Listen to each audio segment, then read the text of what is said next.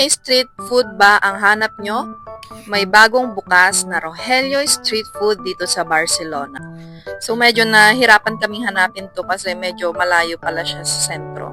So galing kaming Catalonia, nilakad namin siya almost 25 minutes din ata or 30 minutes.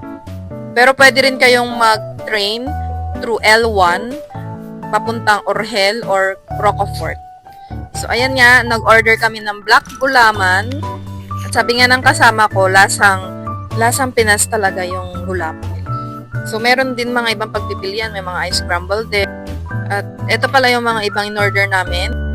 So, nag-order kami ng kwek-kwek, mga fishball at kikiam. So, meron din pala silang squid ball.